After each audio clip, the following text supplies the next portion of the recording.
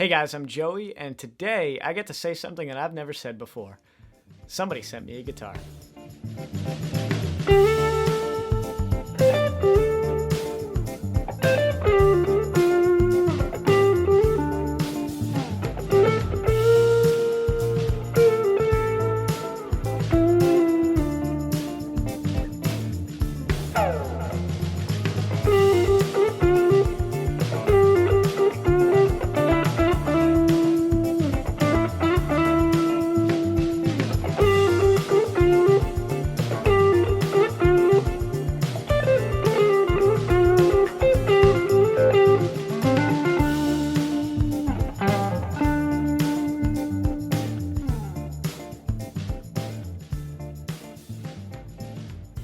So first off, big warm welcome to all. Whether you're a first-time watcher or a long-time subscriber, we appreciate seeing all of you.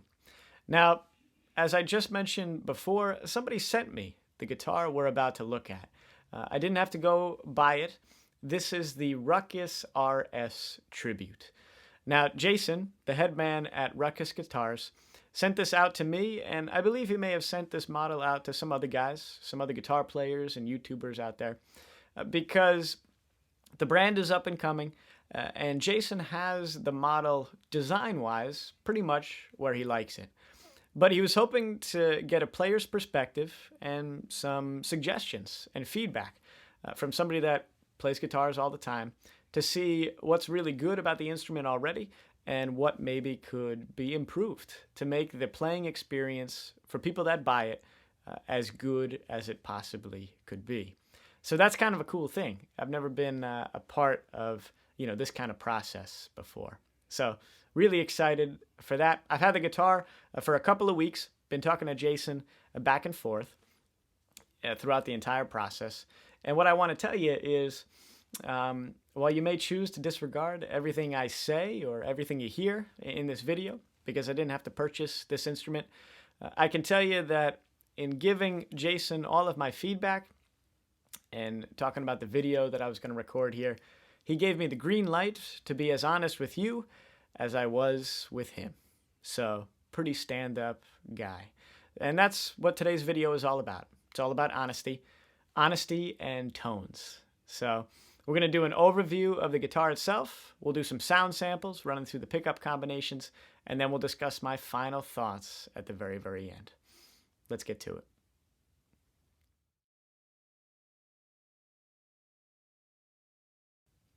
So let's do an overview of the guitar itself. This is normally the spot where I'd be going through the detailed specs with you. Numbers, measurements, all that kind of stuff. I don't have that spec sheet just yet. So when I do get that information, I'll post it in either the description box below or one of the comments so that you'll be able to read some of those finer details if that's something that you want to check out. But at least we'll go through, from top to bottom what I have right in front of me so that you have a general idea of what the guitar is all about. Again, the RS Tribute model is what we're looking at here. These are going to be coming in, I believe, at around $200. So very budget-friendly guitar. Let's start at the headstock here.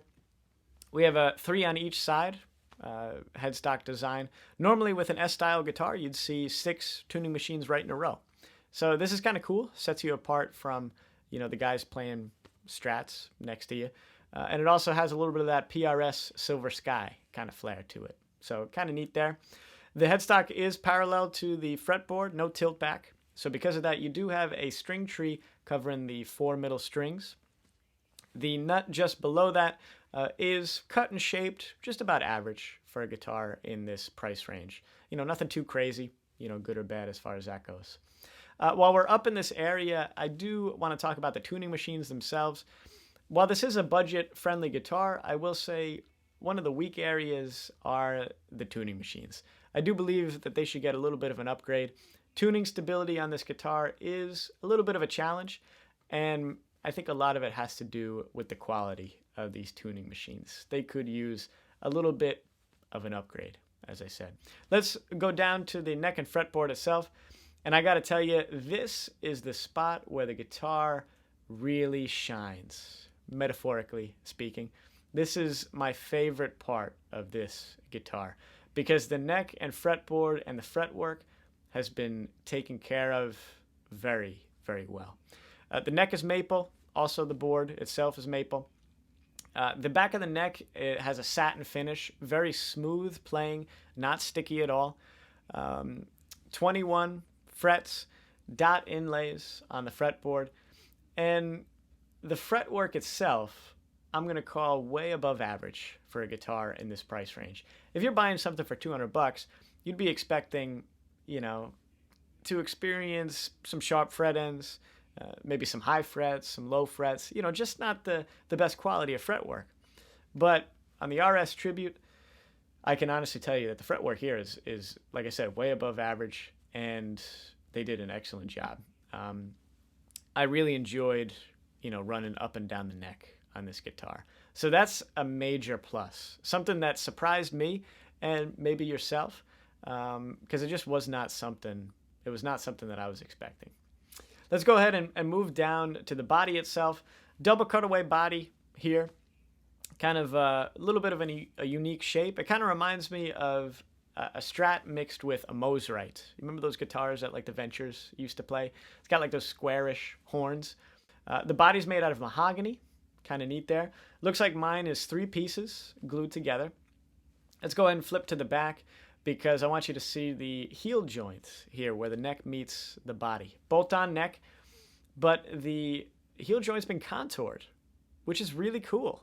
I don't really see that in guitars unless it's, higher end, or definitely not something that's like this budget friendly. So kind of a cool feature that you get a contoured heel joint on this instrument. Let's flip things back to the front here because we're going to be looking at the pickguard and the electronics. I love the shape of this pickguard. It kind of reminds me of like a Tele Thin Line where that lower horn, there's no pickguard covering it, and you get to see the wood exposed. I think that's super cool, just because I like thin lines anyway. But again, something that just sets you apart just a little bit. And not too drastic, but something a little special here, just in the pickguard design. Now getting down to the pickups and the electronics, kind of cool that you have 2 standard single coils, and then you have a P90 in the bridge. I don't really see that too often, so that's kind of neat. But regarding the electronics, this is, again, one of those items that I really would like to see improved with this particular model. In fact, with this one that I got in the mail, upon arrival, the P90 actually didn't even work. It was, fizzly, crackly, wasn't sending out any actual signal other than that. So pulled the strings off, pulled the pickguard off, took a look under there, and the wiring was pretty rough. It was like a bird's nest. Everything was just all kind of jumbled in together. And one of the wires coming off the P90 had a section of the heat shielding that was torn, so there was some exposed wiring there. Wrapped that up with some electrical tape, kind of just set the wires in neatly in their proper channels. Shot everything with some contact cleaner. And once I did that, everything was up and running. And everything, I haven't had a problem since then. While that wasn't a major problem for me to do, again, when you get a brand new guitar, you kind of expect everything to work the way that it should. And if you are a relatively newer player, which you may be if you're looking for a guitar around $200, pulling a pickguard off and, troubleshooting some electronics is probably not going to be something that you're used to doing or even want to do. You really just want to pick up the guitar and play. So just something worth noting, maybe a little bit more care into how the electronics were installed would be nicer as time goes on watching these guitars be built. As far as the pickups themselves, they are ceramic magnets, so something that you usually see in guitars in this range. But for the pickups themselves, again, something I would like to see just a slight upgrade to. They're a little bit weak, a little bit brittle sounding. In fact, when I do my tone test later, I had to boost the signal a little bit more than I normally do because they were, like I said, just a little bit on the weak side. So again, kind of put things into perspective. We are talking about a $200 guitar here, but even though that is the case, I would like to see the electronics just a little bit higher quality. But again, while that may be a problem for, say, a newer player, If you're somebody that enjoys modifying guitars or, ripping guts out of guitars and put your own stuff in them, something like this would not really be a problem for you. So not something that should deter you if that's what you enjoy doing. Let's keep moving down here. We've got a 6-screw tremolo system, vintage style. I did not really play around with the trem because even on my Fender Strats, I blocked the trems off. I never used them. So for me personally, I can't give you a real world use perspective or viewpoint on the trem system, but just from the looks of everything, it looks pretty standard. So I don't foresee any major problems there. That kind of wraps, up the gist of the complete overview. If we're to kind of sum things up, let's start with the major highlights and the positives. I love the unique flares to the design here. I think it's really, really cool. Just the way the pickguard is shaped, the horns on the cutaways, even having the contoured heel joint and the 3x3 headstock. I love the design. I love the features and all the things that are in play here. And again, as I said before, I can't stop talking about it. I love the neck and the fretwork on this instrument. Way above the quality you would expect from a $200 guitar. So a lot of major pluses there. Some of the things that I would like to see refined, the tuning stability, especially probably because of the weak tuning machines. Some of the electronics, the pickups and the wiring involved there could use a little bit of an upgrade. Well, guys, that's the overview. Now we're going to go to the tone tests. Our signal chain is like usual, except like I said, I have to boost the signal just a little bit this time. But we're going line 6 Helix into guitar rig. So no amp sims running on the Helix today. We've just got a little bit of compression, a clean boost, and the gain pedal that we'll be using later is coming from the Helix. Guitar rig is running our amp simulations and reverb. So let's get to it.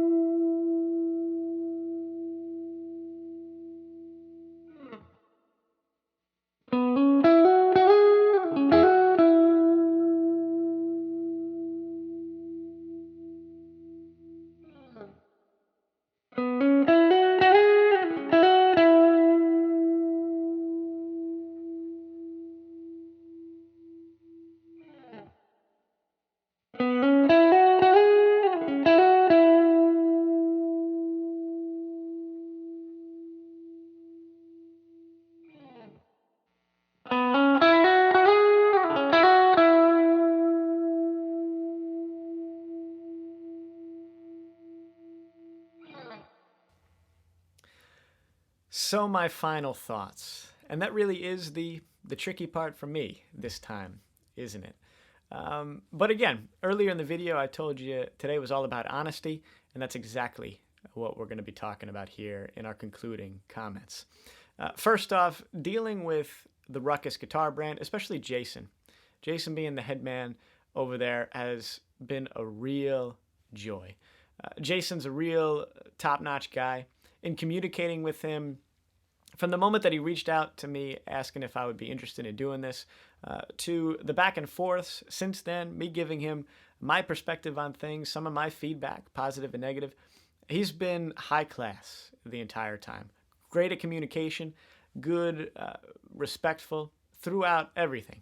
Not something that you really see with somebody leading a company. So major props there.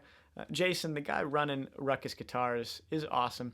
And with somebody like that at the helm of a company, particularly a guitar brand, you're only going to see positive things happen as the future continues for the Ruckus guitar brand. So major plus there. I expect to see really cool things with Jason, running the show. As far as the guitar itself, let's get down to that. The question right now is, at this moment, would I go to the store and go pick one out, purchase it, play it live, record with it? And at the moment, my honest answer is no. The reason I say that is because at this point in my music career, I'm just not searching for a guitar in this price range with the quality that comes along with it. Again, we're talking about a $200 guitar here. The kind of guitars that I am playing and searching for is more the mid-tier bracket. But now let's phrase the question as, what if I was searching for a $200 guitar? Now, would I pick one up? The answer now becomes a yes. So maybe you're a new player, not wanting to spend a whole lot on an instrument. Maybe you're just a person searching for a budget-friendly guitar. Or you're somebody who wants an inexpensive bass so that you can rip the guts out and modify it the way that you want it to be. If any of those three categories describes you, the RS Tribute is probably something that you'd want to pick up because it would fit your desires, your needs, and the whole package would be good for you. Just expect that while especially these early batches are still getting some of their QC issues worked out, expect some of those, sticky points, shall we say, to show up for you. Maybe your tuning machines might not be the best. The electronics, may need a little bit of help. Expect some of that. But as far as the guitar itself and the solid bass that you have to work with, it's an easy pick if you're one of those people that I just described. And again, it'll be really cool to watch Jason continue to move his entire guitar brand forward, especially this model, and see where it winds up in the near future. What I'm going to do is put a link to the Ruckus Guitar Instagram page down below. That way you can see some more videos and pictures that Jason has there. Maybe even reach out to him DM-wise and ask him personally about the instruments, or even place an order for yourself. Well, guys, that's the video for today. Kind of cool, something a little bit different than what we normally have. If you did enjoy, please like and subscribe, especially if you want to see more content like this. We're always putting out something new each and every week. So on that note, guys, until I see you next time, thanks so much and take care.